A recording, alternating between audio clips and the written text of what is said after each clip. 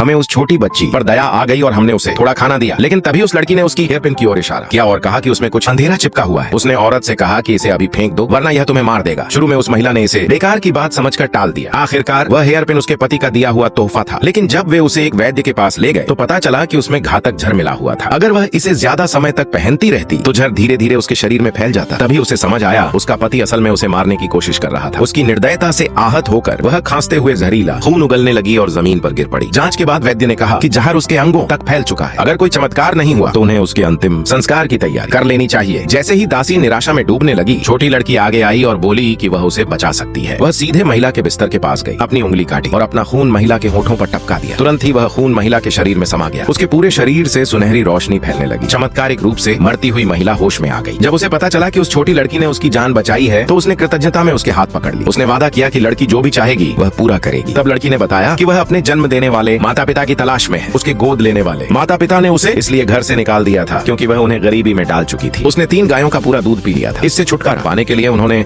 उसे उसके असली माता पिता को ढूंढने भेज दिया। घर छोड़ने के थोड़ी देर बाद ही उसका खाना खत्म हो गया। पेट भूख से गुर्राने लगा। तभी उसकी मुलाकात बीमार महिला से हुई जिसकी दया ने उसकी जान बचाई थी। जब महिला को पता चला कि लड़की अपने माता पिता को ढूंढ रही है तो उसने उसे गोद लेने की पेशकश की। उसने कहा कि वह उसके घर रह सकती है जब तक उसके असली माता पिता नहीं मिल जाते। लड़की को चिंता थी कि वह बहुत ज्यादा खा लेती है और महिला खर्च नहीं उठा पाएगी, लेकिन महिला मुस्कुराई। वह उस इलाके के सबसे अमीर आदमी की बेटी थी। पैसे की उसे कोई कमी नहीं थी। उसने वादा किया कि अगर लड़की एक ही दिन में पूरा अनाज घर भी खा जाए तो भी वह उसका खर्च उठा सकती है। इस तरह वह छोटी लड़की आधिकारिक रूप से उसकी गॉड डॉटर बन गई। उसने कसम खाई कि वह अपनी नई माँ की रक्षा करेगी और किसी को भी उसे सताने नहीं देगी। महिला उसे राजधानी के सबसे अच्छे रेस्तरां में ले गई और खाने से भरी पूरी मेज मंगवा दी। लड़की की आंखें चमक उठी और वह तुरंत खाने लगी। उसे इतना खुश देखकर महिला ने अपनी दासी को आदेश दिया कि वह पूरा रेस्तरां लड़की के लिए खरीद ले। फिर उसने दासी को यह देखने भेजा कि क्या मार्क्विस घर पर है। निर्देश देकर जैसे ही वह मुड़ी वह हैरान रह गई। लड़की मेज पर रखा सारा खाना खा चुकी थी। थोड़ी देर बाद दासी लौटी और बताया कि मार्क्विस घर पर नहीं है, लेकिन महिला के जाने के बाद उसने ताबूत, कफन और अंतिम संस्कार का सामान मंगवा लिया था। वह उसके लिए अंतिम संस्कार स्थल तैयार कर रहा था। महिला आग बबूला हो गई। उसे कभी अंदाजा नहीं था कि उसका पति इतना निर्दयी हो सकता है।